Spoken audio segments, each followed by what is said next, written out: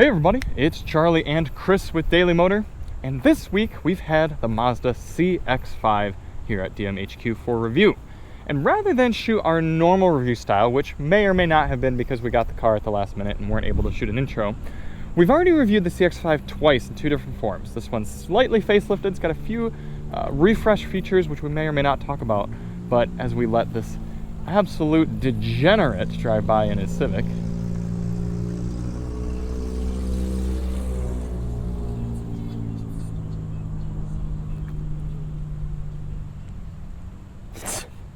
I have no comment on that.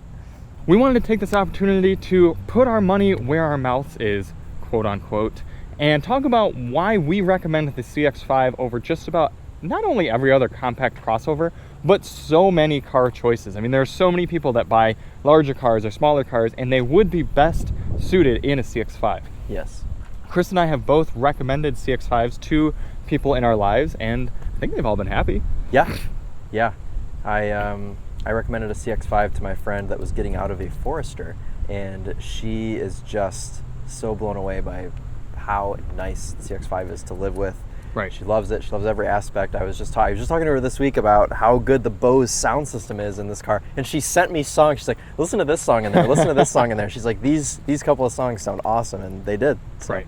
Yeah. And Mazda would love for us to tell you to buy a new one, but honestly, even going back 2016 CX-5, I mean, Yeah. you could do no wrong buying a CX-5. And part of the reason I wanted to record the video this style is because Chris and I could really go on and on about all the good parts of the CX-5. But if you want to see those, check the links in our reviews to the 2020 and the 2021. But in this one, we're going to go out on the road, talk about some of the new features, but also talk about how it stacks up compared to the competition. Mm-hmm. For 2022, we've got some updated looks. This also is the top trim signature model, which means we're rocking the turbocharged motor and all the features that you could possibly want or Colored get cladding, baby. in a CX-5. Yes, you can't adventure with it because it's got colored cladding rather than simple gray cladding, which seems to be the color of adventure. This makes this car look even more premium. Yeah, no, it really does. It makes it look a little lower. It's so sharp. It's yeah. a total different move. Such a nice looking SUV. And the interior is just as beautiful. One of the things we've always loved about Mazda products is how nice their interiors are. Very dark brown seat, a lot of nice leather everywhere.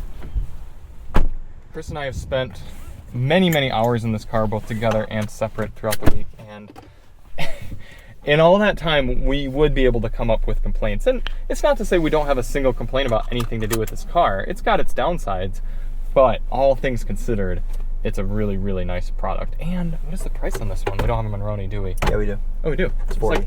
It's 40? 40 grand. Okay, 40 grand. So it's a little pricey, but the cool thing with the CX-5 is it starts below 30. Mm-hmm. Yeah, this thing is like spec'd out. It's top trim. It's got, I mean, everything. Heated cooled seats, yeah. Surround view camera. Doesn't have a panoramic sunroof, which I don't care about in this price. And it does have a heated steering wheel, though. Yes, heated steering wheel. All right, so let's get going. We'll get driving a little bit, and we're going to get talking about some of its competitors, as well as some of the things we like as we're driving. We love the way it drives. We love the features. There's been a good amount of space for putting things. Yes. Heavy-ish, but not as heavy as the CX-50, which is much too heavy. Right. Okay, we're going to use U.S. News and World Report's list for compact SUVs for this class.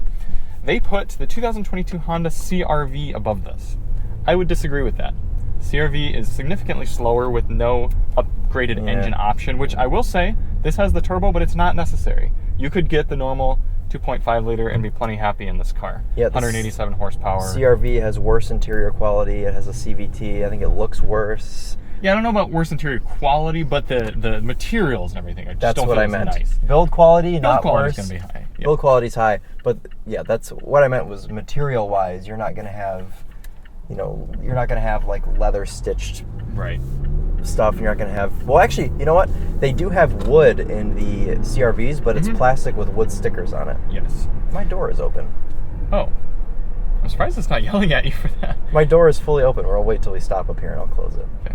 But I was like, why is there so much wind noise? Well, I have you have two indicators. An indicator. Oh, there are two indicators. Why is it not beeping at me? Yeah, this car beeps at you for everything else. That is very weird. Do you notice the CX-5 has fewer beeps than the CX-30 though?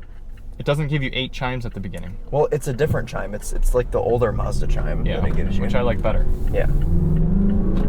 Feel that torque. The CR-V you can get in a hybrid, so that is one nice thing about the CR-V. Yeah, and you love hybrids. Yes, I do. But the new CR-V is quite a bit more expensive than the outgoing one. The outgoing one starts at 26. The new one starts at 32 or 33. That's wild. Yeah.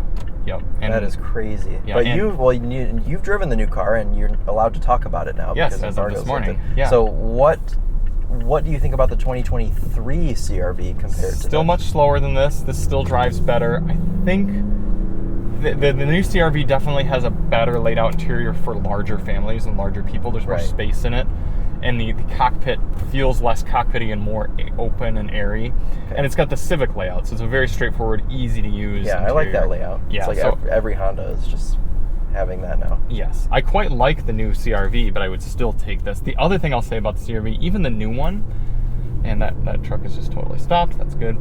Even the new CR-V, this looks so premium that you pull up to somewhere in this and people will be like, wow, that's a really attractive car. Yeah. The CR-V, that's just not going to happen in. Maybe for the first few months with the new model, but after that, it's not happening. Right.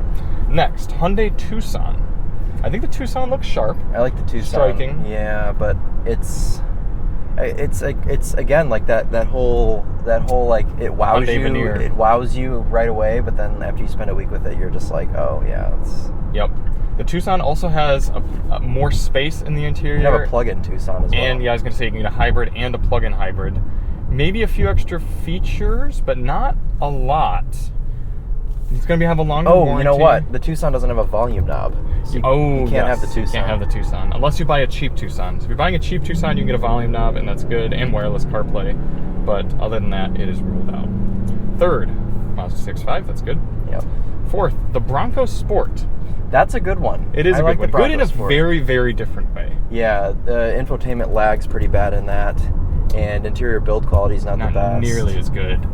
Can't get any materials aren't the hybridized best. Powertrain. But if you did want to live a little bit more of an adventurous lifestyle, the Bronco Sport might be a better choice. Yeah. You do get that dark plastic cladding. It's a little bit smaller, but not much, honestly. It does have stadium seating, though, which is decent. Yeah. I think the Bronco Sport feels a little bit cooler. This is definitely classier.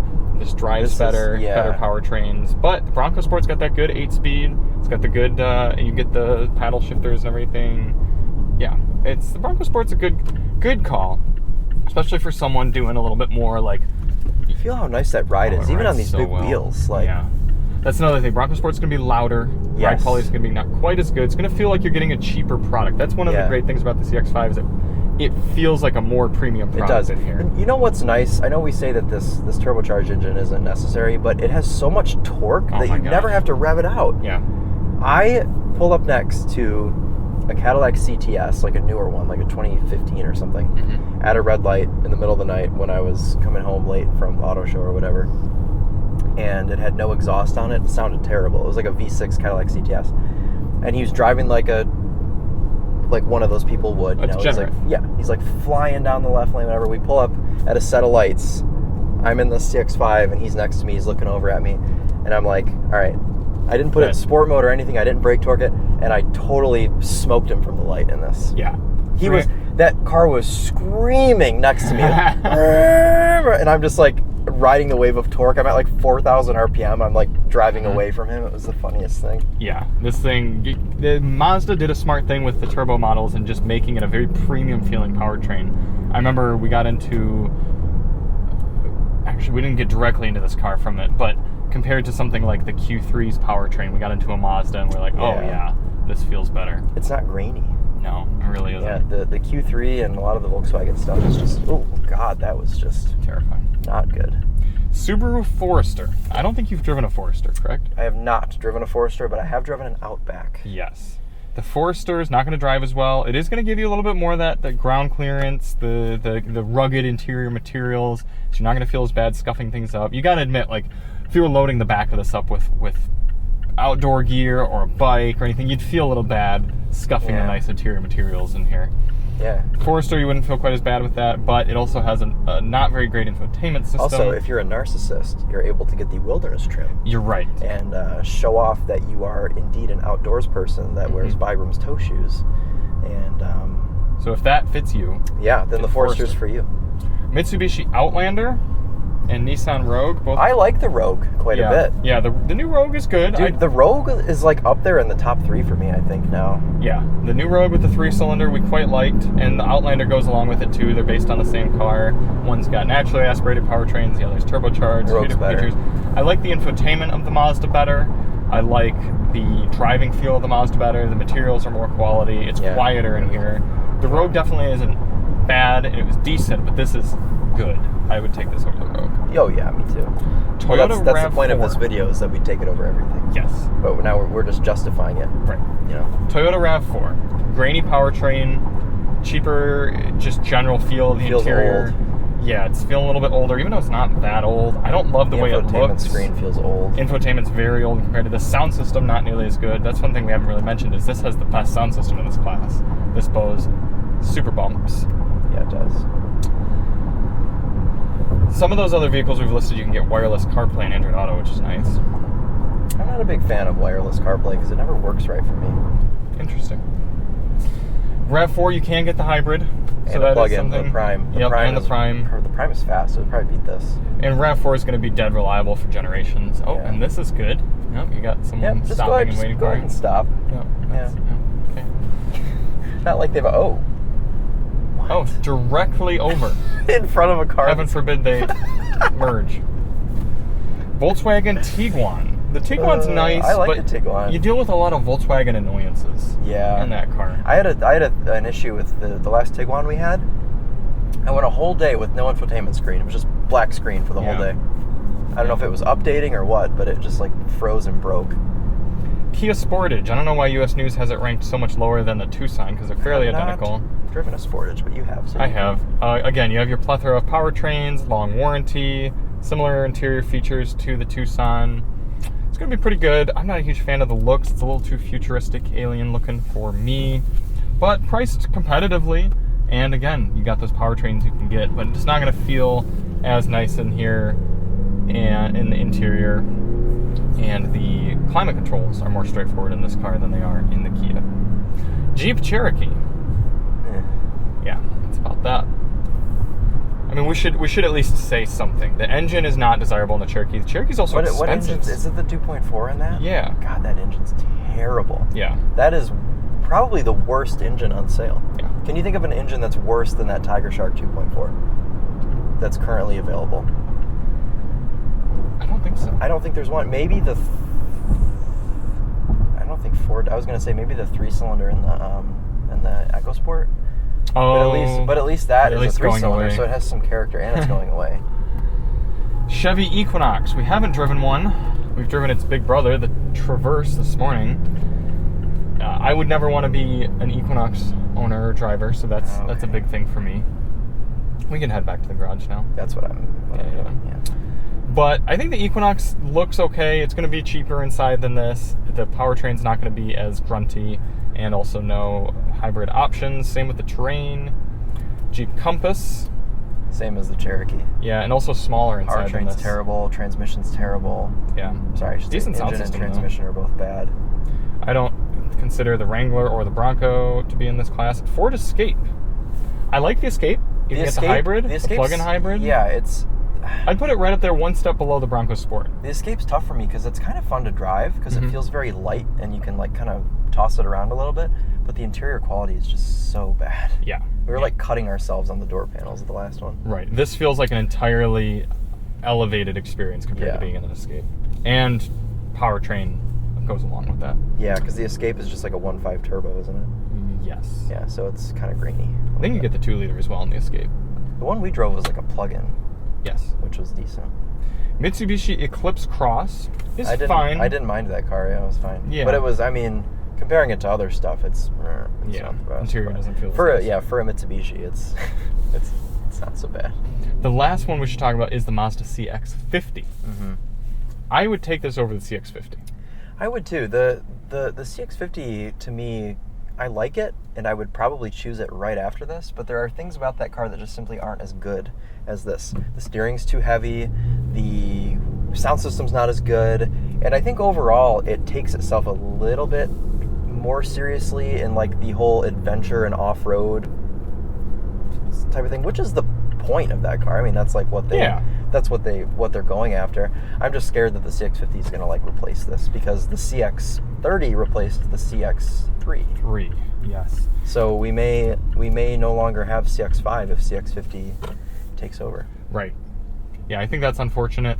I too like the CX-50. I think it looks cool. I was gonna say it's an awesome looking car. You see them coming down the road, and they have a nice presence. Right, but I think this looks classier. Yeah, especially now with the new painted cladding. Mm-hmm. And we spent so long in this car. We had 4 people deep, 4 adults. We drove it in the city. We drove it on the highway. We drove it in all different situations. And I mean, geez, if they could just throw a touchscreen in here. Yeah, and the fuel tank's too small. Well, and this turbo model doesn't get great fuel economy. I mean, we're averaging like 24, 23 now. I just had to put gas in it so many times, and by the end I was getting kind of annoyed. Right, but that's it. If you got the non-turbo, it'd get better fuel economy. Yeah, get the non-turbo. That's what my friend Callie has, the non-turbo, and she loves it. Excellent. Well, thank you all for coming along with us here, talking about the CX-5. We do quite enjoy it. We would happily have one. We highly recommend this car to many, many people. It's a good amount of space for car seats, for humans, adults, kids, space to put things in the back. Frameless rearview mirror. That looks nice. Newer screen, that looks nice. Bone sound system, excellent. Great interior materials, no squeaks or rattles. I mean, this is a better put together car than that 911 we had. The giant rattle in it. Yeah, no, it's really exceptional build quality, exceptional use of materials, and go buy one. Yeah, I recommend this car to everyone that asks me, like, what car should I buy? Mazda CX-5. Before asking any questions, you just tell them, well, how much do you want to spend? What are you looking for? Oh. But people in our age, we can always just assume, well, they probably want to spend around $30,000, and they probably want a small SUV. Mazda CX-5. Well, and that's just new. I mean, if you go used, you can go all the way to about $16,000, pick up like a 2017 or something like that, touring model. Be totally set, all the way up to $40,000 for the signature turbo. Cool. Thanks for watching, everyone, and we will see you on the next one. If you want to see anything else on CX-5, we'll put it in the description, or just search Daily Motor, CX-5, you'll find stuff. And we'll see you on the next one. We are Charlie and Chris with Daily Motor, and as always, CX-5 on.